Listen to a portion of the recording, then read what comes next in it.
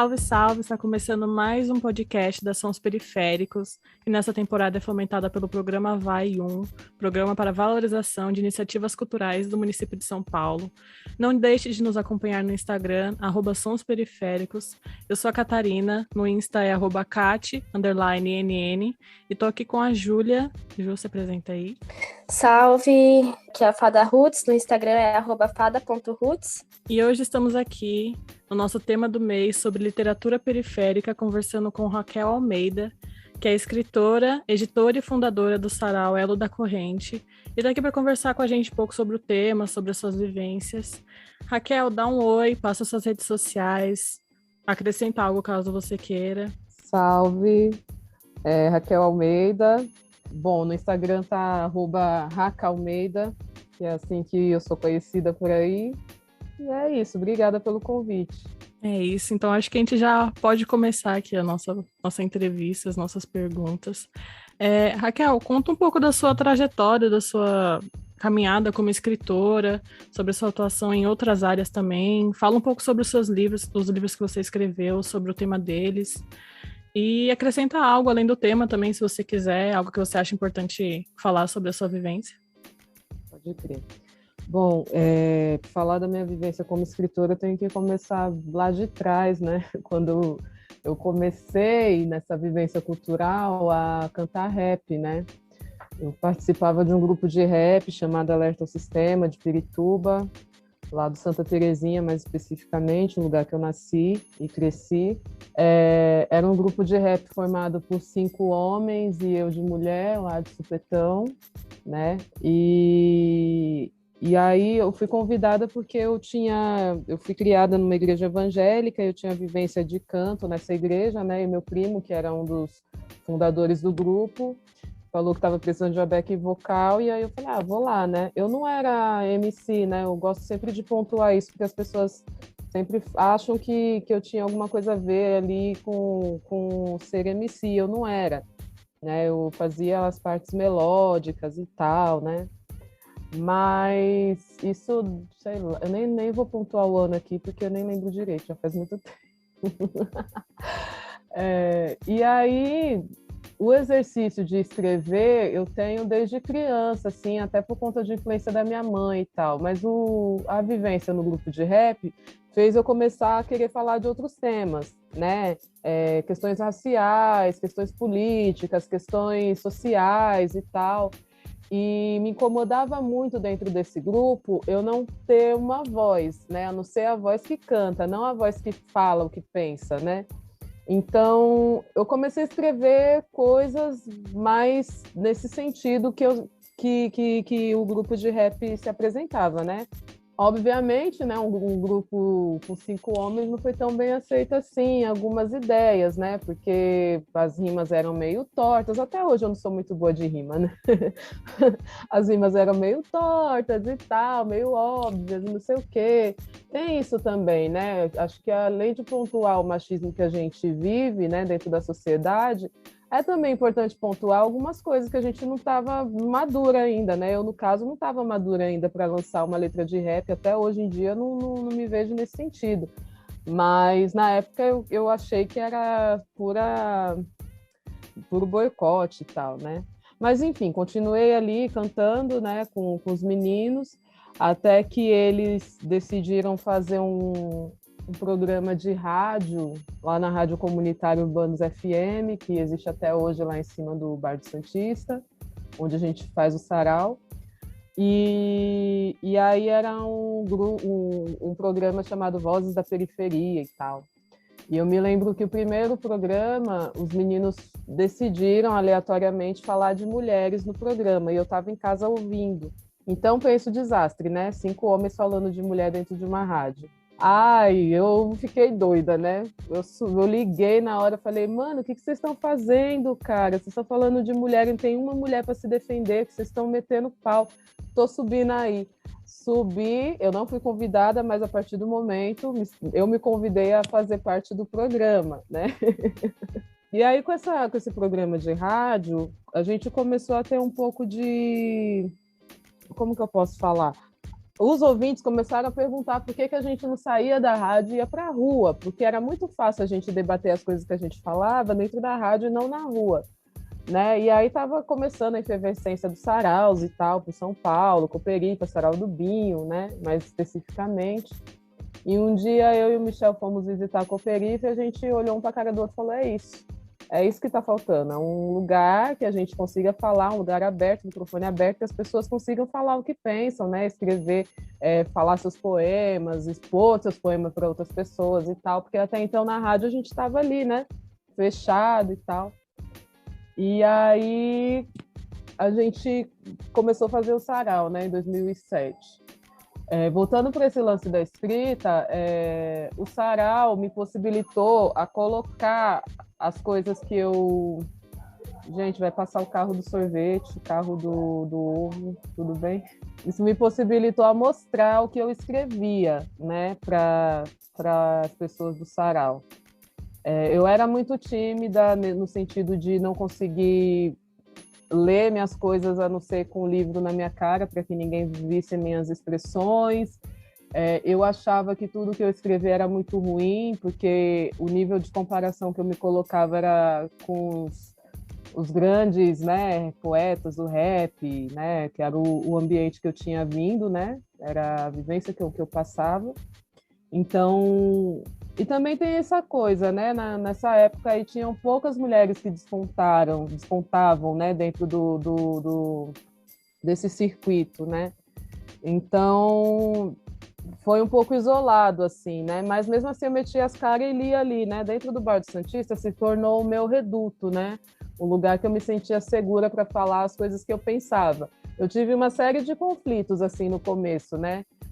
Como no início do sarau eram poucas pessoas que frequentavam, então tinha dias que eu lia algum poema e aí tinha um cara lá que falava, não, nada a ver e tal, por conta da expressão de liberdade feminina que tinha dentro desse poema. Ou falar de questões raciais, entrar em conflito com alguém, alguma mulher que estava passando ali. Teve uma história bem... que isso ficou bem marcado para mim. Eu falei um poema sobre mulher, tinha uma mulher nesse bar nesse dia, era eu e ela, e aí eu falei um poema sobre negritude, né, sobre mulher preta e tal. E aí a mulher olhou para minha cara e falou, eu não sou preta, esse cabelo seu aí me detonou, a mulher me detonou. Eu não sei se no dia eu chorei de ódio, se eu chorei de raiva de mim, não sei. Mas isso me marcou muito, né? A forma que a gente aborda as pessoas, né, dentro do nossos espaços. E aí eu comecei a ser mais cuidadosa com isso, né? Peraí, eu quero falar de determinados assuntos, mas como que eu vou chegar no público que eu realmente quero, né? De uma forma que não seja agressiva, né? E isso foi me moldando, assim, né? Conforme os anos foram passando.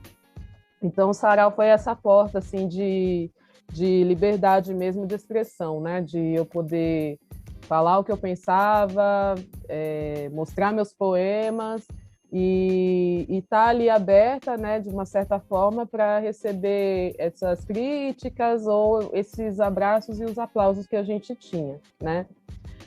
O sarau foi fundado em 2007, em 2008 a gente também conseguiu um VAI, até feliz, né, com o projeto de vocês, porque o VAI é uma porta, né, de escape assim para a gente, né, com nossos projetos assim dentro das periferias.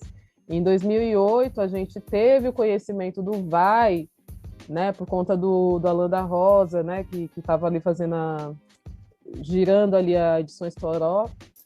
E aí a gente falou, mano, vamos escrever isso aí. Só que a gente não tinha noção de nada de projeto, nada, assim. A gente escreveu o VAI muito no susto. Na época eu acho que era uma verba assim que não chegava nem a 20 conto e a gente colocou lá 8 livros para ser publicado durante um ano com essa verba. Eu dou risada hoje porque assim, é muita inocência, né? Mas foi da hora porque ensinou a gente pra caramba assim, sobre projeto, né? Escrever projeto e lidar e tal.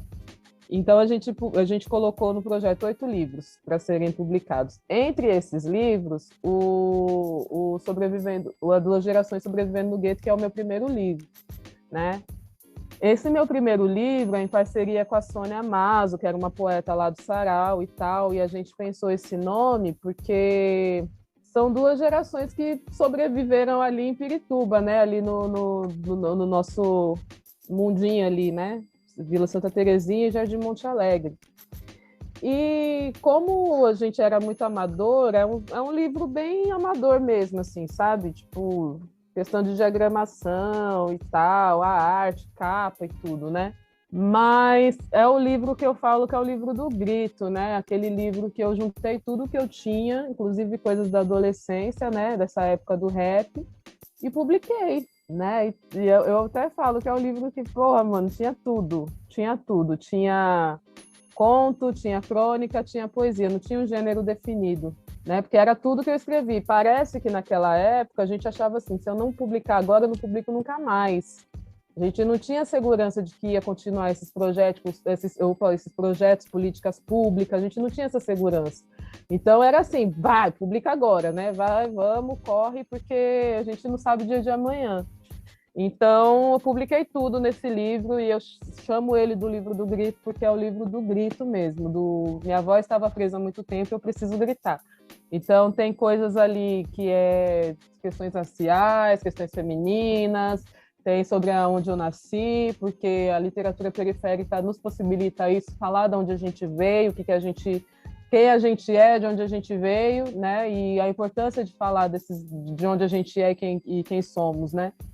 Então, é o livro do grito. Ele foi publicado em outubro de 2008, né?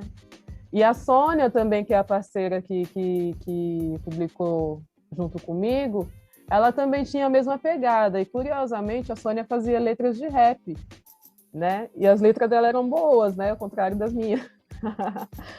Ela era muito boa, né? E ela já tinha, na época, 45 anos e tal, uma mulher madura, mãe solteira, cabeleireira, que criou ali os filhos sozinha. Então, tinha uma semelhança minha com ela, assim, né? Ela falava, você tem idade para ser minha filha, né? Então, eu falava, então vamos, né, mãe? Vamos aí fazer junto esse livro. E foi muito bom, assim, tanto para mim quanto para ela, despontar dentro dessa coisa aí que estava começando a se formar, que era a literatura periférica, né? Na época não tinha muitas mulheres publicadas ainda dentro desse nicho literatura periférica, né? Eu lembro muito da Dinha, né, que é da Me Pariô, só que a Dinha era uma sombra, assim, né? A gente sabia do livro dela, sabia da existência dela, mas a gente não encontrava ela nos lugares, porque ela tinha uma série de outros corres. Era tipo um mito, a Dinha, né? E a Dinha, ela era essa referência, né, de publicação. Na época, ela até publicou na Global, né, numa grande editora, com o livro de passagem, mas não a passeio. Então, se tornou aquela referência maior.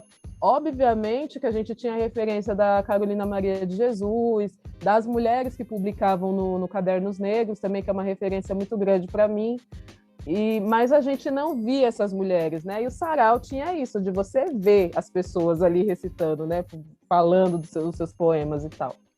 E circulando, assim, eu lembro muito da Rose Dória, da Cooperifa, a Elisandra Souza, né? Então, eram mulheres ali que estavam circulando, Cidinha da Silva, na época, pouquíssimas, né? Assim, que tinha um reconhecimento, né?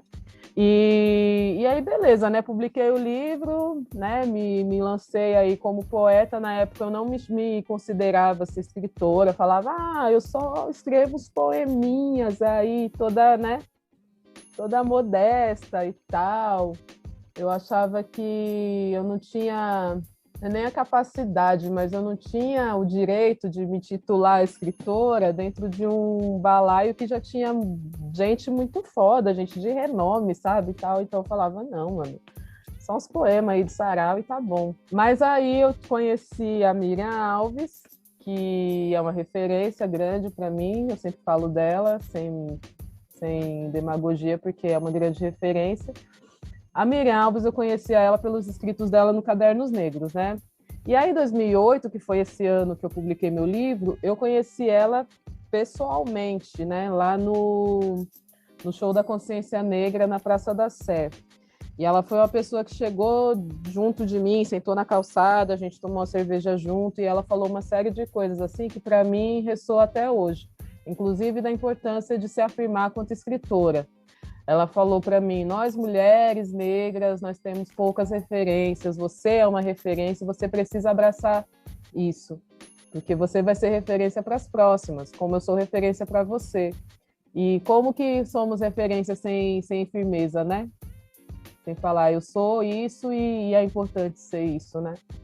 Então ela me deu uns puxão de orelha assim da hora, e aí eu comecei a mudar um pouco assim a minha postura dentro do cenário. Eu fiquei 5 anos sem publicar, 5 ou 4, sem publicar um outro livro autoral, né? Eu fiquei ali dentro da Elo da Corrente Edições, editando o livro de outras pessoas, né? Fazendo outras coisas. Nesse meio tempo eu tive minha filha, né? Em 2009 a Yakine nasceu, que é minha filha. Então, fiquei ali mais nos bastidores, né? Até porque parece que a mulher engravida e ela perde todo o sentido que ela faz nas coisas, né? Ela vira só a mãe, ela não é mais a poeta, ela não é mais a musicista, ela não é... Acabou, né? Você não é mais chamada para nada, então você fica ali no seu cantinho, sendo mãe, sendo que você pode ser mãe, entre outras coisas. Mas como eu sou enxerida, né? Eu comecei a fazer outras coisas aí, criar um coletivo de mulheres e não sei o quê, fazer um aquilombamento de outras mulheres dentro da região Pirituba, Brasilândia, né? E aí tive vontade de publicar um outro livro que aí veio em 2014, né? Muitos anos depois, o Sagrado Sopro. Aí o Sagrado Sopro já veio com a outra roupagem, é um livro de poemas, né? Já totalmente diferente do Duas Gerações, eu já tinha ali uma marca de registrada, já tinha um formato ali que eu estava me descobrindo, né? Uma forma nova de escrever e tal. Então, é um livro que eu estou começando a amadurecer a minha escrita, assim, né? Eu acho. Né? Que é o livro do sopro mesmo, né? Mas não do sopro forte, da brisa mesmo, né? E aí, em 2014, eu lancei ele, que é um livro de poemas. É bem curtinho esse livro, acho que tem 53 poemas e tal. Foi um livro que eu acho que não foi muito bem recebido pelo costume que a gente tem na literatura periférica. Hoje em dia, eu acho que já se perdeu um pouco isso, mas tinha esse lance de que você escreve literatura periférica, então você tem que ser sempre soco na boca do estômago, né? Sempre pá, sempre sabe? E não, esse livro ele é menos, assim, né? Não tem muito grito, não tem muito... até tem, mas, assim, é muito sutil, né? Então, as pessoas falavam, mano, eu achei que você ia publicar um livro, pá, sabe? Até porque 2014 foi um ano muito importante para a literatura negra feminina, né? Foi um ano que publicou várias mulheres, coisa que não tinha acontecido antes, né? Tipo, um ano que foi, assim, uma avalanche de publicações de mulheres, né? Eu lembro que publicou eu, a Débora Garcia, a Jennifer Nascimento, uma porrada de mulheres, assim, só livro bom, a Mel Duarte e tal. E aí tinha essa comparação, né? Falei, mano, você fala de mulher, você fala de feminino, não tem nada assim, porrada, né? Tinha uma porradinha no livro, né? Aí eu falava, mas tá tudo isso ali, tá tudo isso no meu livro, só que não tá da forma que a gente está acostumado a ouvir, né? E a escrever e tal, né? Eu procurei um outro recurso literário para falar do que eu queria, né? Por isso que eu estou dizendo que já é uma outra busca de escrita, assim, né? 2014, uma coisa mais amadurecida para mim. E aí fiquei um pouco de birra, assim, de publicar de novo, né? Deu uma crise literária e tal, acho que até pela forma que foi recebido esse livro. Eu falei, mano, quer saber? Não vou escrever mais nada. Quer dizer, não vou publicar, porque escrever, eu não me vejo sem escrever, assim, né? E eu falava que eu não ia publicar mais, que eu não ia publicar mais, que eu não ia publicar mais e tal. E jurando que eu não ia publicar mais. E nesse meio tempo eu fui trabalhar na subprefeitura de Pirituba como auxiliar de juventude. E lá eu tinha dia que tinha trampo, tinha dia que não tinha, então eu ligava o computador e ficava escrevendo lá, exercitando a escrita e tal.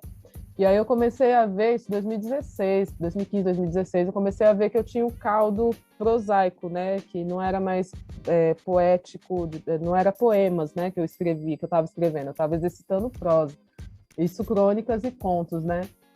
Então eu comecei a trabalhar isso um pouco, né? Mas eu só fui sentir firmeza nessas coisas que eu estava escrevendo em 2018, que eu falei, bom, chegou a hora de publicar um outro livro, né? Mais 5 anos para publicar outro livro. E aí eu fui para o Contos de Ono, né? Que é o meu livro de contos. É um livro que tem 12 contos, todos eles protagonistas mulheres, né? Meu livro mais recente. É um livro que fala de várias questões assim femininas, né? Fala do amor, da dor, da culpa, né? Da violência da sociedade com a gente, da violência, do abuso sexual. Fala de uma série de coisas assim que eu senti a necessidade de falar quanto mulher periférica, né? Quanto mulher preta periférica. E então foi um livro que eu acho que me surpreendeu também, né, quanto autora, a forma que ele foi recebido, porque você sair de um gênero para o outro é um susto, né? E eu saí do poema, da poesia pro conto, eu falei, vamos ver o que dá. E tá rendendo muito, né?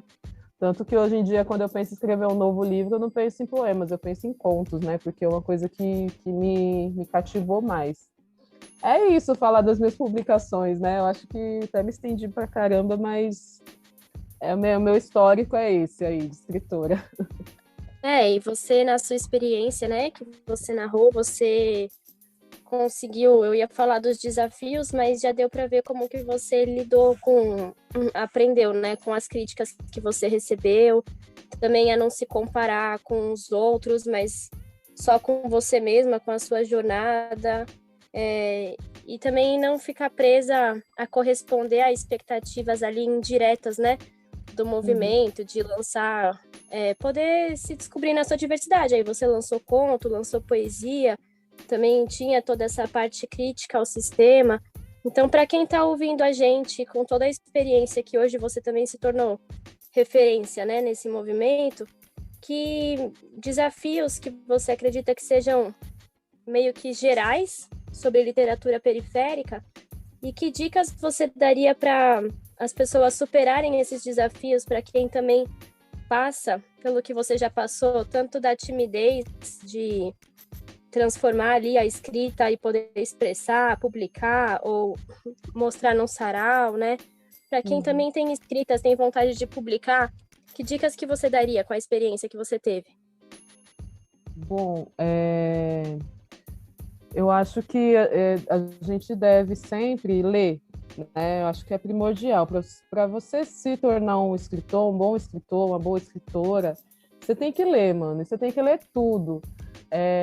E uma coisa assim que me fez muito bem, eu sou leitora assídua desde de criança, né? E eu lia até bula de remédio porque eu gostava de ler. E eu fui criada numa casa que o meu pai é um chuchuzinho, né? E ele era evangélico, né? E então ele era de um sistema que você não lê nada a não ser a Bíblia. Você não tem que ler outras coisas, tem que ler a Bíblia, né? Meu pai, ele era dessa forma, assim. Então, como eu sempre fui rebelde, né? Sempre gostei de desafiar, eu acho que eu comecei a ler para desafiar ele. Entendeu? Comecei a ler para desafiar ele, porque eu chegava com o livro em casa, escondia debaixo do colchão, escondia debaixo da escada, sabe? Para ele não pegar, né? Porque senão era uma esculhambação, assim, né? Então, a leitura, essa leitura de criança, de adolescente, me formou, assim, né? Me formou. Quando eu cheguei e tive o conhecimento da literatura negra e periférica, aí eu comecei só a ler literatura negra e periférica, mas eu já tinha uma outra formação de leitura, né? Já tinha lido quadrinhos, já tinha lido Sartre, já tinha lido um monte de cara, né? E então estava ali, estava na conta, estava da hora. Mas, depois de um tempo, né, que muita gente publica, né, na literatura periférica, na literatura negra, ainda bem a gente conseguiu essa porta, né, de publicação, coisa que a gente tinha pouco antes. Mas é um erro a gente pensar que a gente só tem que ler a literatura negra e a literatura periférica. A gente tem que ler tudo, mano. Tudo, tudo, tudo. Dos clássicos aos não clássicos. A gente precisa conhecer do que a gente está falando, né? A gente precisa entender o que é que a gente está falando. Até para você construir um personagem, você tem que entender qual tipo de personagem tem sido construído, né? Durante os anos aí. Eu, para construir ONU, né, que é o meu último livro, que é só personagens mulheres, eu tive que fazer uma busca de que estavam falando das mulheres aí antes, né? E não eram coisas boas, né? Então vamos sair desse formato, já que eu quero mudar um pouco, né? Vamos sair desse formato. Então foi importante, né? E é importante até hoje, né? Hoje em dia tem dia que eu tô a fim de ler um negócio que é super da minha alçada, né? Das coisas que eu costumo fazer, e tem dia que eu falo, não, mano, vou ler outra coisa, vou ler aqui, sei lá, um livro de religião, sei lá, um Buda, vou ler outra coisa aqui, entendeu? Que também é uma coisa que me fortalece, né? Quanto escritor, eu acho que a gente tem que ler tudo. E o lance da timidez, assim, né, é uma coisa que vai passando conforme o tempo, conforme você vai exercitando, isso não tem como, né? Não adianta chegar um dia no sarau e falar assim, ai, eu tô tímida hoje e tal, aí li, não foi muito bom, não volto nunca mais. Não, mano, você tem que voltar outra vez, tem que ler sim, o outro dia, né? E você vai melhorando conforme os dias vão passando. A gente fazia sarau toda quinta-feira, era toda semana ali, ó, exercitando, pá, entendeu? Então não foi uma coisa que, eu nasci, saí da barriga da minha mãe falando poema, não. Isso foi vindo ali conforme o tempo. E tem dias que até hoje eu tremo na base. Tem dia que eu tô tremendo na base, sabe? Tipo, eu chego no sarau, olho assim e falo, puta que pariu. Ai, meu Deus, sabe? Dá um frio na barriga e tal, mas você vai que vai, né? Então, é o exercício esse, né?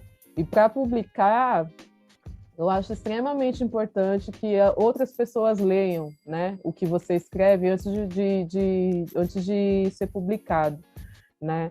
No Ela a gente tem hoje em dia um conselho editorial. O conselho editorial funciona dessa forma, né? A pessoa vai publicar um livro, passa pelo conselho, o conselho lê, dá suas opiniões. Então, quando o livro vai para a rua, já está mais ou menos, entendeu? Está ali lapidadinho do jeito que a gente, quanto leitores do conselho, acha que vai ser bem recebido, né? E eu tive isso no Sagrado Sopro, né? Quem leu meu livro foi Miriam Alves, né? Mulher com 30 anos de carreira, mano. Ela leu meu livro, ela pegou coisa assim, riscou, não sei o quê, me deu um monte de puxão de orelha. Mas, assim, é extremamente importante você saber antes, né? O que as pessoas pensam, né? Como é que eu vou publicar um livro se eu não tenho a firmeza de passar para o meu amigo aqui do lado, né? Às vezes não precisa ser ninguém, né? Né? Dá para um amigo, fala, mano, olha aqui, lê o que você tá achando aqui que eu escrevi e tal. Fala para mim, dá um retorno, né? Isso é importante, é assim que se cria a nossa crítica periférica, né?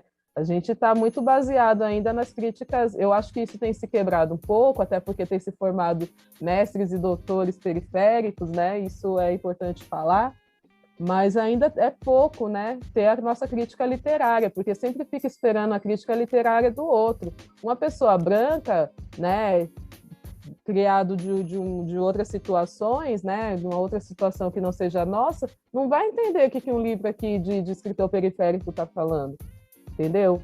Ou vai tentar e vai escrever muito mal, já aconteceu, né, tipo, de não saber falar ali, né, uma crítica meia boca, né?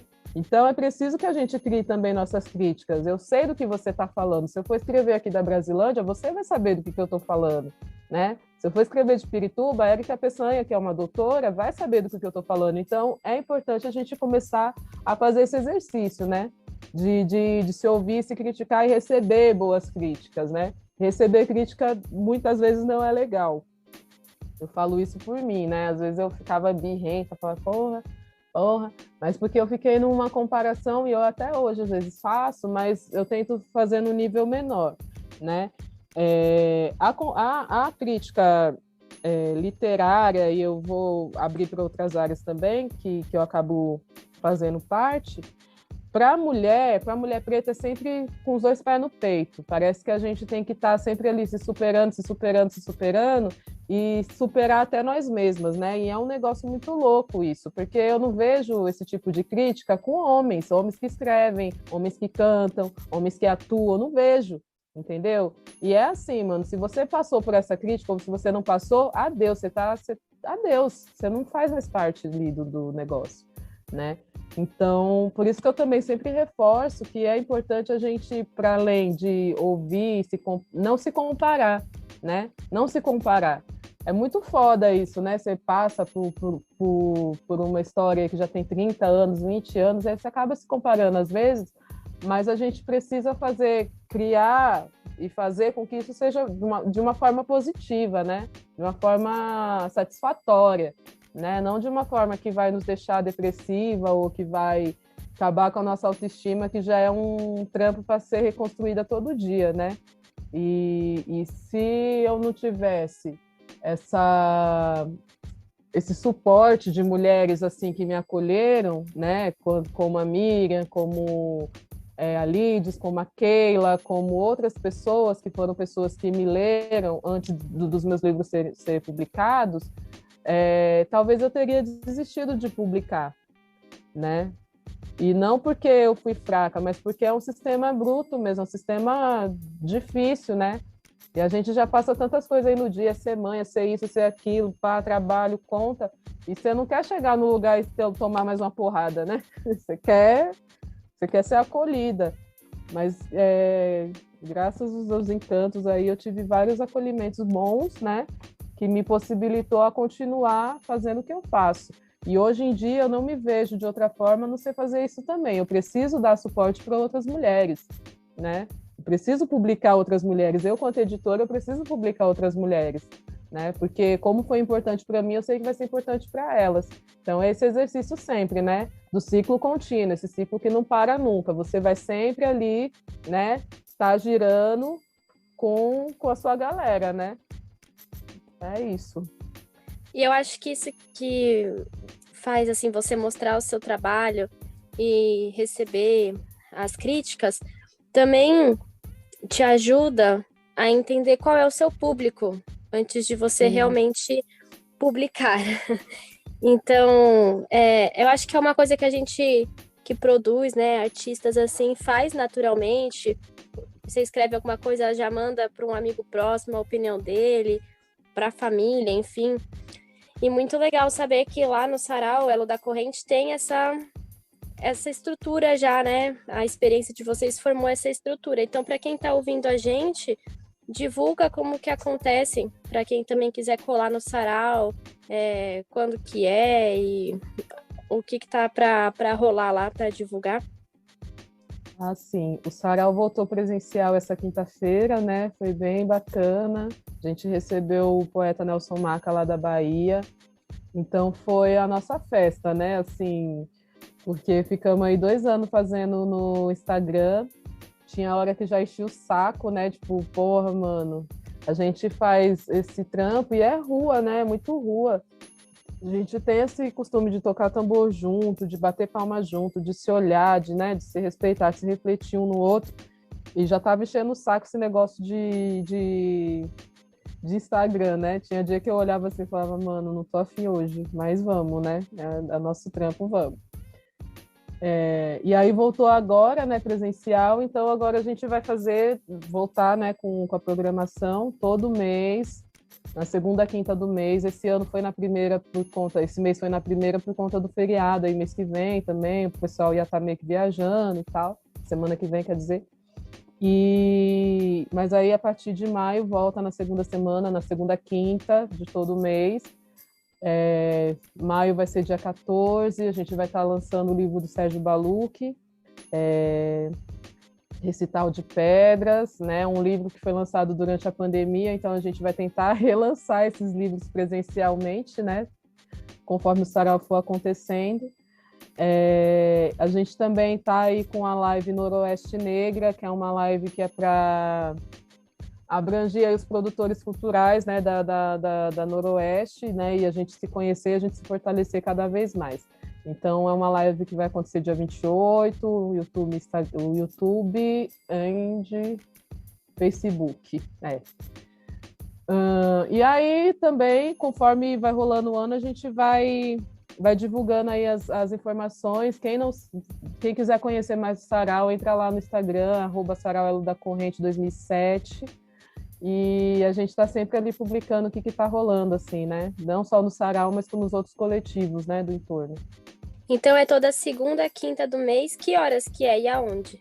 Lá começa às 21 horas, né? Na verdade, a gente está colocando às 20, que é para a gente se aquecer, a gente poder conversar, porque o Sarau, no meio do recital, exige o silêncio, né?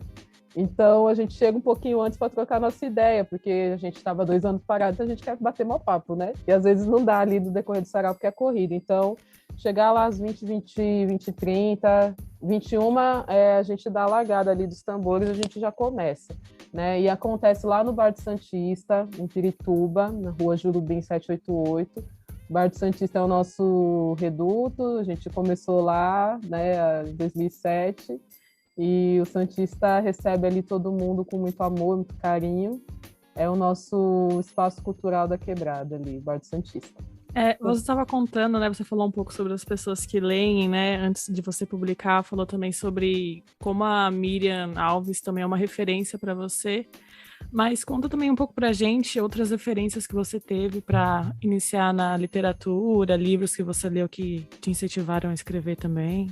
São muitos, assim. Eu gosto muito de falar da Paulina Chiziane. Ela eu vou falar por conta do Contos de Ono, né? Esse meu último livro. Que eu li o livro dela, Unicat, e aí eu viajei nesse livro. Eu falei, mano, que mulher boa, gente. A Paulina Chiziane é uma escritora moçambicana. E esse livro específico, ela fala da história da poligamia pela ótica feminina, né? A gente sempre ouve a ótica masculina e ela traz ali uma mulher, assim, personagem principal, falando seus pensamentos, suas dúvidas, seus desamores, seus desafetos. E ela é tão poética, ela é tão linda nesse livro que eu falei, mano, eu queria escrever igual essa mulher, assim.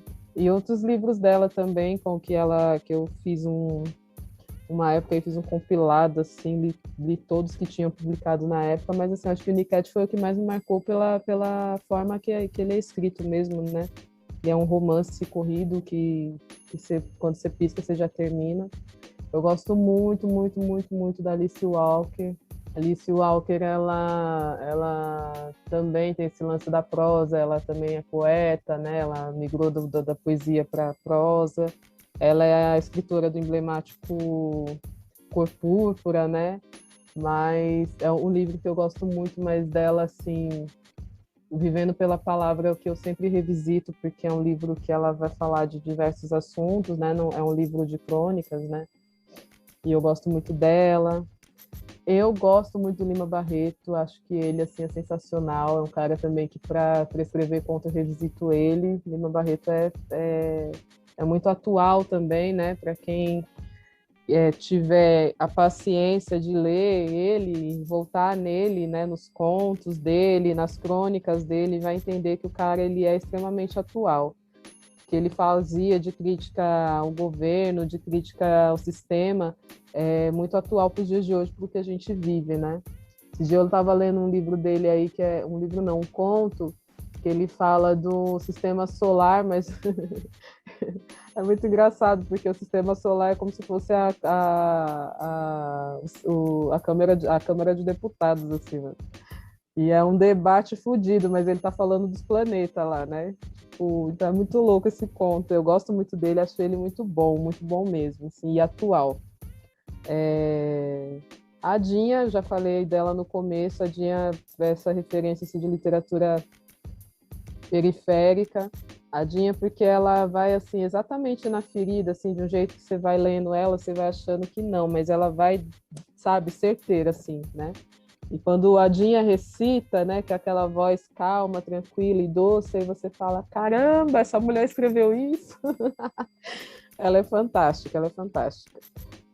Ah, e tem uma série de outras pessoas, assim, que eu gosto, mano. Mas eu acho um pouco complicado de ficar falando sempre, porque eu sempre vou esquecer de alguém, assim. Mas eu tive uma iniciação de leitura que eu li muitos filósofos, né? Eu lia o Sartre, eu li o Nietzsche, eu lia uma caralhada de gente aí, assim. Mas eu acho que teve um livro que me marcou na minha adolescência, que eu gosto de indicar ele, porque tem gente que fala é um livro ruim, mas eu gosto de indicar ele, porque dá uma iniciação, assim, de uma série de outros assuntos, que é O Mundo de Sofia. Eu li esse livro, eu acho que eu tinha uns 13 anos, né? E aí me abriu várias portas, assim, de leitura. E também o Revolução dos Bichos, não posso deixar de falar esse livro, eu acho que é um livro extremamente atual também, importante. Eu tô falando das principais referências, assim, né? Tanto de hoje quanto de antes. Acho que é isso, assim. Tem mais gente para falar, mas hoje é isso. Um problema de escritas antigas serem atuais é porque a gente percebe que os problemas não foram Não resolvidos, foram né? resolvidos, isso Poderia é estar complicado. desatualizado. Isso é complicado, que você pega o Lima Barreto, ele escreve lá em 1900 sei lá, bolinha, nem lembro direito a época. E aí você fala, mano, o cara tava ali no pós-escravidão, vivendo tudo isso, e a gente continua, sabe? Como que pode, né? Mas é bom também para a gente refletir, acho que outras estratégias também de lidar com esse sistema racista aí que a gente vive. Mas é importante, né, ler os caras, assim. A Toni Morrison, ela, assim, ela também tem uma sutileza e uma alfinetada para falar de racismo, assim, de uma forma tão gostosa de ser ler, que você fala, ai, quero mais, quero mais, quero mais. O Olho Mais Azul dela e o Canção para Solomon, para mim, são os livros, assim, essenciais, assim, de leitura. A gente entrevistou aqui também a Marli Aguiar, né? Vai sair a entrevista dela. E ela falou que para ela é muito importante poder escrever, porque até pouco tempo, assim, né? Se a gente for olhar, é pouco tempo. Não era nem permitido publicação de pessoas negras, então o livro tem foi um prazo escondido muito da grande. gente, né? Foi proibido, assim, a gente ter acesso a livro. Tanto as pessoas negras terem acesso a livro, como delas, a literatura ter acesso a elas, né? Então, não tinha uma ponte sobre isso que está sendo construída agora através da literatura periférica como um movimento importante, o sarau. Então, ainda esses problemas grandes são presentes. É louco, porque até hoje em dia, sutilmente, ainda fazem uma forma de que os livros não sejam acessíveis para a gente, né? Você pega aí a Revolta dos Malês, né, que foi onde uma porrada de preto ali, que era letrado, né, os caras eram letrados, não tem esse negócio de que veio da África, era todo mundo analfabeto. Imagina, gente, a gente tinha a nossa língua, tinha a sua própria forma de escrever, os caras eram letrados, se comunicavam muito bem, né? Tinha propensão ótima para falar outros idiomas, até assim como tem até hoje. E aí acabaram com esse lance de ter acesso a livros. A proibição de que a gente não devia ser alfabetizado vem daí, porque sabe que se a gente tiver acesso a conhecimento, né, escrever, ler, publicar, a gente domina, entendeu? Como assim esse povo vai falar do que eles estão vivendo, né? Não pode. Então, eu vejo hoje em dia, nas visitas em escola, né, em cadeia, uma parte de lugar aí, que ainda é dificultado o acesso a livros, né? Tipo, já cheguei em situação de chegar numa escola e falar, mano, a gente quer aqui fazer um sarau de literatura periférica. Eles não gostam de ler. Escola, mano. Escola. Sabe? Então você vê que esse sistema ainda tenta, e assim, até com o próprio preço dos livros, né? Você vai numa livraria aí, o livro tá 50 conto, 60 conto. Como que você vai comprar um livro sendo que o preço da carne está o mesmo preço? Ou você compra ou você compra o livro, né? Não dá para exigir isso de um trabalhador brasileiro. Então a literatura periférica tem essa importância também de fazer com que os livros fiquem acessíveis, né? A gente vende nossos livros, é importante vender, né, também para movimentar esse mercado, mas num preço acessível, né, 10 conto, 20 conto, né, o máximo que eu tenho visto aí é 30 conto, e é isso, entendeu? E tem gente que a gente até doa porque é importante ler e ponto, sabe? E eu acho que esse lance dos livros serem caros... Outro dia eu fui numa livraria, eu viajei com a minha filha e com o meu companheiro. A gente foi lá no Rio. E aí um dia a gente estava lá de bobeira, a gente foi na livraria. E aí tinha lá um stand, assim, né? Uma mesa só de literatura de mulher preta, né? Eu falei, nossa, que da hora, né? Que da hora, né, gente? Literatura preta de mulher e tal, não sei o quê. Aí você ia pegar um livro lá, mano, era 50 conto, 60 conto, 70 conto, 80 conto. Aí eu falei, que da hora o caralho. E aí eu comecei, desculpa o palavrão, gente. E aí eu comecei a ver as pessoas que estavam comprando eram só pessoas brancas, entendeu? Então a gente tem que começar a pensar se a nossa literatura está realmente entrando em ascensão para a gente, ou se é mais um dadinho aí que estão colocando para que eles acessem, né? Eles acessem. E mesmo eles acessando, eles vão fazer um monte de merda. Mas tá vindo pra gente? Tá chegando nas escolas públicas? Isso que eu quero saber, entendeu? Porque não adianta nada. Para mim, não adianta nada meu livro chegar numa livraria grande e não chegar numa escola aqui, entendeu? Da Brasilândia, lá de Pirituba, não chegar nos lugares que realmente me importa que chegue, entendeu? Essa semana eu fiquei muito feliz, né? Esse tipo de coisa que nos felicita quanto escritor periférico. Tem o Quilombo da Parada ali em Taipas, né? Que é uma iniciativa do Coletivo Cultural Esperança Garcia. E a Ju me mandou mensagem, falou, a gente está fazendo aqui mediação de leitura. E aí eu falei para os moleques, a molecada aqui escolher o livro que eles querem mediar, que eles que estão lendo e mediando, né? E é uma galera, assim, de 14 anos, sabe? 13, adolescente. E aí ela falou, e você não sabe. Eles escolheram o seu livro para ler e para mediar. É isso, mano. Eu me sinto escritora vitoriosa com isso, eu me emociono com isso, entendeu? Porque para mim não adianta meu livro chegar lá em Howard, como chegou já, e não chegar aqui para minha galera, entendeu? Aí, para mim, tá tendo alguma falha aí no meu sistema, entendeu? Precisa chegar, a gente tem que ver meios, estratégias e possibilitar essa chegada, porque a gente está vivendo aí num governo extremamente difícil, né? Extremamente racista, extremamente homofóbico, extremamente tudo que a gente não gosta, né?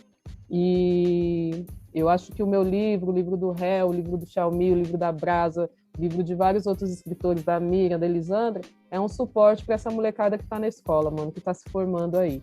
Né? Então, precisa chegar, de qualquer forma. E a gente romper essas barreiras aí que o sistema faz para a gente não acesse os nossos livros. A gente leva porque é para acessar mesmo. Né? Falando em barreiras também, voltando um pouco aqui na conversa, você falou de um problema que a gente vê todas as mulheres que passaram por isso também falando, tanto que o tema do podcast em maio é maternidade periférica, porque esse processo, né, de quando é mãe, ser resumida ao papel de mãe e não conseguir articular como estava articulando antes com as outras atividades, não por não querer, às vezes por nem receber o convite, por nem ser inserida, assim. Você passou por isso que você falou, e eu queria saber como que você conseguiu retornar aos seus papéis, aos seus convites, até porque você está falando dessa molecada de 14 anos e também gravidez na adolescência é uma coisa que a gente vê muito, então as barreiras elas só vão se amontoando, principalmente para a mulher, né? Então como que foi para você voltar? Conseguir conciliar a maternidade e superar essa barreira? Então, né, eu tive aí aqui em 2009, eu tinha 22 anos. Estava iniciando essa vivência na literatura, né, e tal. E antes de engravidar dela, já tinha um problema, porque as figuras que eram reconhecidas dentro do cenário literário periférico eram figuras masculinas, né? E eles sabem disso, a gente já conversou disso várias vezes, então para mim não é erro nenhum falar disso, né? Então, já tinha essa dificuldade, né, de ser chamada, né, de ter reconhecimento ali quanto uma mulher produtora, né? Mas aí eu engravidei da minha filha em 2009 e aí, mano, os poucos mínimos convites que tinha, já acabou tudo, né? Ai, mas não pode, porque tá, ai, vai conseguir tal coisa, como se isso me impedisse, né? Mas como eu falei, né, eu sou rebelde, e eu ia mesmo assim, sem ser chamada mesmo, eu ia aparecer nos lugares e tal, tô aqui, né, fazer valer a minha presença, né? E às vezes não era nem para aparecer, né? Era para dizer, olha, estamos viva, filho. Só estou aqui com a criaturazinha dentro de mim, mas estou aqui, né? Quando a Yakine nasceu, e aí a gente fica nesse período, né, de adaptação ali para a criança e tal, o sarau continuou rolando e não sei o quê, mas eu queria estar lá na frente, eu queria estar falando, eu queria... A Yakine, a minha filha, ela foi criada dentro dos saraus, assim, né? Dentro dos saraus. A Yakine, com um mesinho, ela já estava indo pro sarau, aí ficava ali no meu colo do Vagnão, colo da Samanta, colo do Michel, colo de todo mundo, ela passava ali, pessoal dos coletivos, assim, da época, e ela foi criada nesse ambiente, né?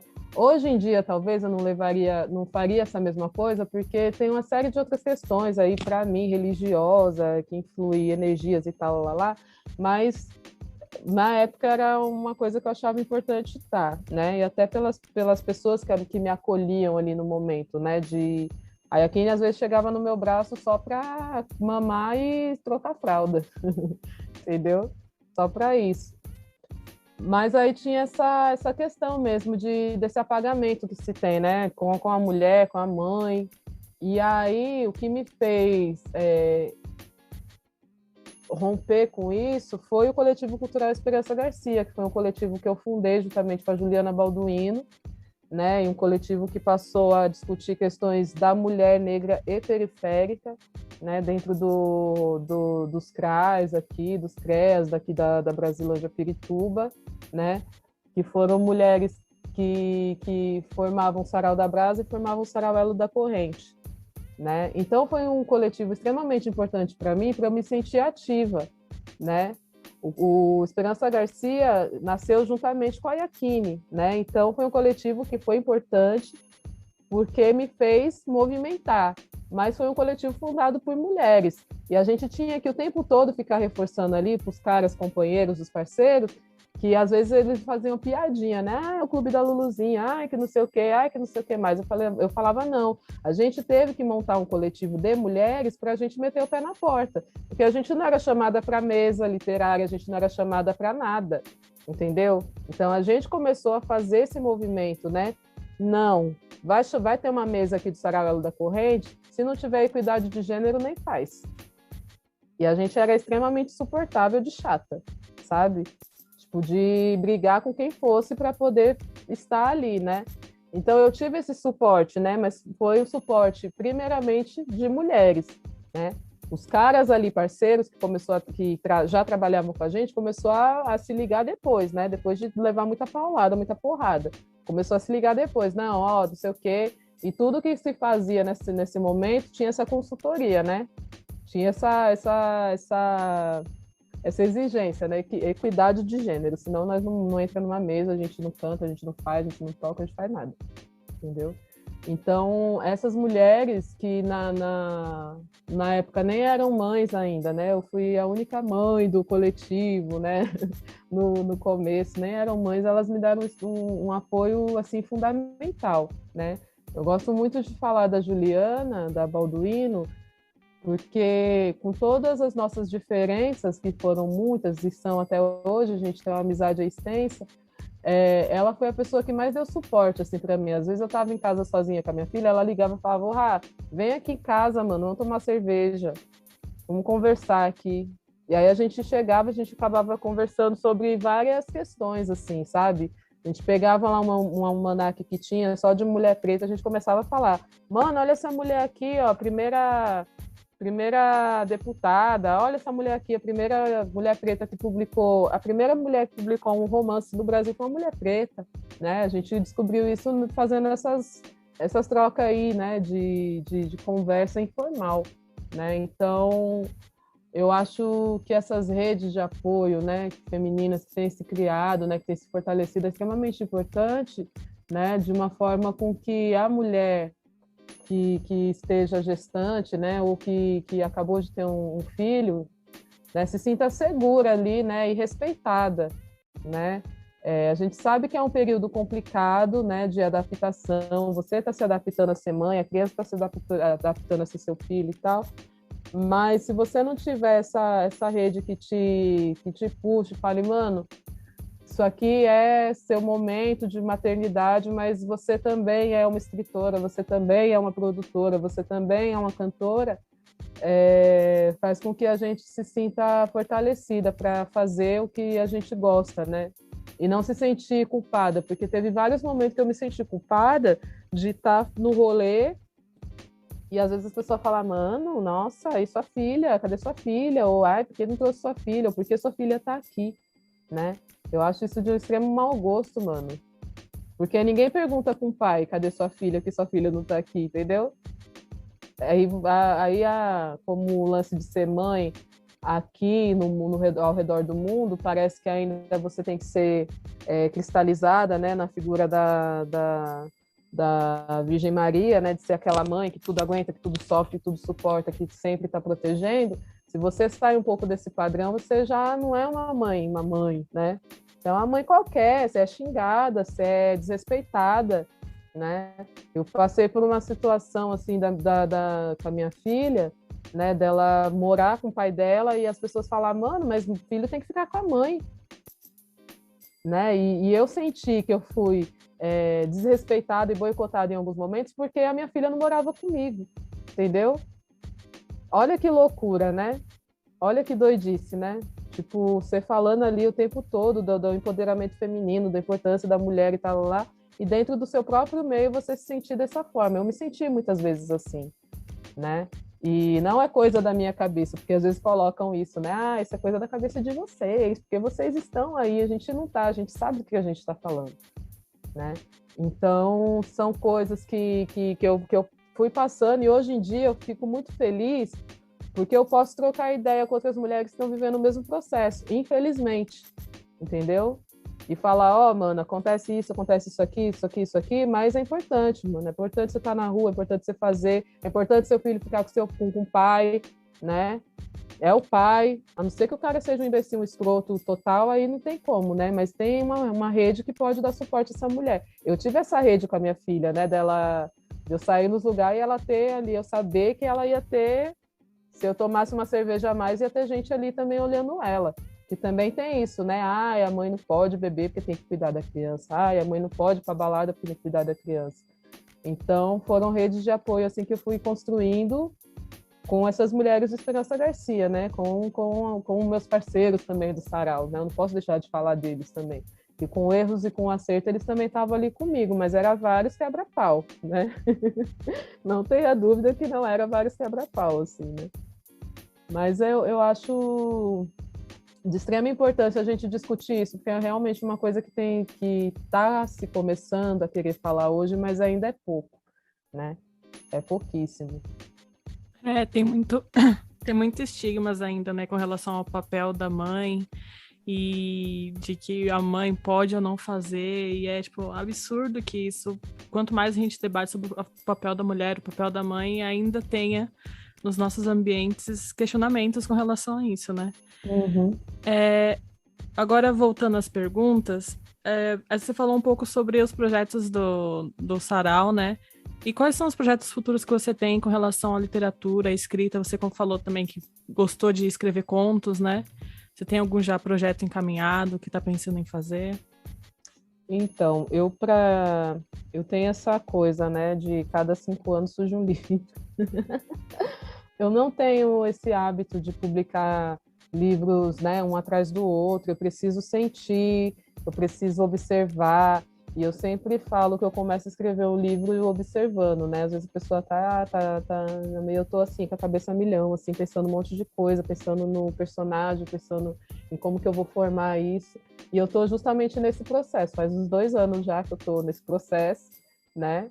que eu preciso desse amadurecimento do que eu quero para depois pôr no papel. Tem coisa já no papel, mas aí é mais para frente, assim. Eu penso, sim, em publicar um outro livro de contos, mas que não seja para agora, assim. Daqui uns 2 anos eu acho que ele vai estar madurinho da hora para pôr na rua.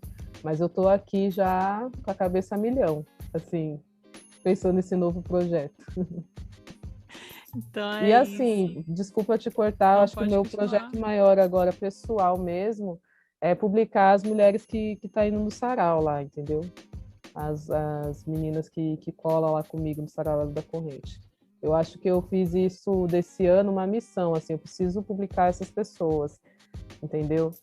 Porque publicar um livro de forma independente é caro, mano, é foda, não é simples. E tem encarecido cada vez mais, né? Que esse governo de merda que a gente está vivendo, cada vez mais tem ficado caro as coisas, né? Tipo, eu orcei um livro ano passado, esse ano já tá, tipo, né? Um pouco a mais, assim. Então, eu sendo uma mulher negra, periférica, sabendo de todas as dificuldades que nós, mulheres negras periféricas, temos financeiras, né? Eu sei que não é fácil publicar um livro. Um homem, talvez ele tenha até outros recursos, talvez não, ele tem até outras formas de recurso. A gente não, entendeu? A gente é nosso trampo, nossas contas, nossos filhos, nosso não sei o quê, é outra vibe, né? Vocês estão ligadas. Então, se eu ganhei um projetinho ali, eu tenho essa condição de colocar as mulheres ali do sarau para publicar, eu vou pôr, mano, vou pôr. É primordial para mim. O meu maior projeto, eu acho, que é um projeto do Elo, mas que eu idealizei, eu acho que é esse, é publicar essas mulheres. Porque se eu estou publicando elas, automaticamente eu estou ali também me fortalecendo, sabe? Eu acho que é esse o pensamento que a gente tem que ter.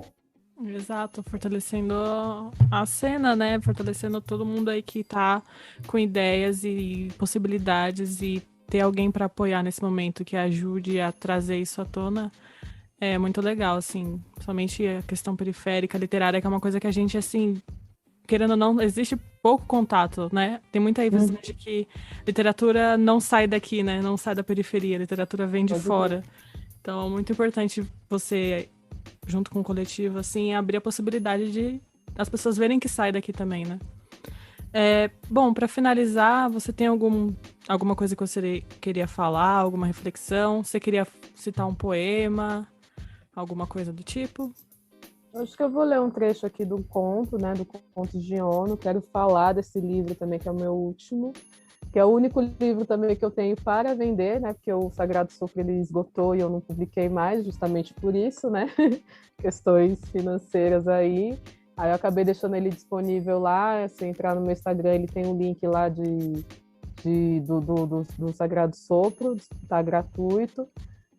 O Duas Gerações também eu não tenho mais, e o Iono eu tenho ainda, né? Conto de Iono eu tenho para vender, quiser adquirir, só entrar em contato comigo, Instagram, Facebook, que aí eu envio para todo o Brasil. Então eu vou ler esse é um livro de contos, mas eu iniciei ele com um poema. Esse poema ele foi criado nessa época aí que eu falei que eu estava meio sem querer publicar, né? Mas por uma série de coisas. E eu estava meio triste com a cena, com as críticas, com tudo, achando que eu tinha que ficar na minha mesmo. E aí eu fiz esse poema, que ele se chama Encausulando para criar asas. Encasulando para criar asas. Eu falo um pouco disso. Ele é assim. Cirandeira difícil, que ser rainha em terra de muitas coroas, que ser leoa em terra de muitos rugidos, passo, rastro, corro e não alcanço. Não alcanço esse ranço de gostinho doce, puro fel, não alcanço essa soberania ditada. Fujo de um padrão para me prender em outro, outrora vendido como solução. E entre soluços e solidão, eu me encasulo. Entre tapinha nas costas e beijinho no rosto, eu me encasulo. Entre o vale que tem, camuflado de falsas lutas, eu me encasulo. Mas na minha metamorfose, prometo nunca mais me boicotar. Estou certa que vou renascer. Estou certa que vou renascer e terei asas. É um poema que abre pontos de homem. Adorei, muito bom. Quero ler mais também. E eu queria o livro do Sopro, agora tá esgotado, vou ter que esperar você relançar. Ou eu vi que tem em PDF, né? Tem PDF, tá aí no Instagram lá, o link, e também ele vai sair aí logo menos, eu não sei falar o nome ainda, mas nesses livros digitais aí, digitalizados por um convite aí da Dinha, e ele tá aí nesse processo para estar disponível nesse sentido. Mas tá lá o PDF no Instagram, assim, quem quiser ler, é uma honra, assim, todo mundo que lê ele, para mim é uma honra. Foi uma honra te entrevistar, muito bom esse papo, tudo que você refletiu aqui com a gente. Então, eu queria te agradecer por ter aceitado o convite e também avisar para quem está ouvindo que a gente vai conversar mais no dia 24 com a live, né? Com os outros autores que participaram do podcast. Então, muito obrigada por tudo que você compartilhou aqui com a gente. Obrigada foi ótimo esse bate-papo, é bom que a gente também se revê, se reflete, né? Conhecer vocês, saber desse trampo da hora que vocês têm aqui na Quebrada, parabenizar a iniciativa e agradecer novamente pelo convite, assim, eu fiquei muito feliz de ter sido convidada e de estar trocando essa ideia com vocês. É isso. Queria agradecer você também por estar aqui com a gente, compartilhando várias coisas super interessantes e necessárias de serem debatidas. E também queria agradecer a nossa audiência, todo mundo que escutou até aqui. Fiquem ligados nos próximos episódios, siga a gente nas redes sociais, sintam-se livres para mandar sugestões, dicas, nomes para serem entrevistados. Então, é isso. Até a próxima.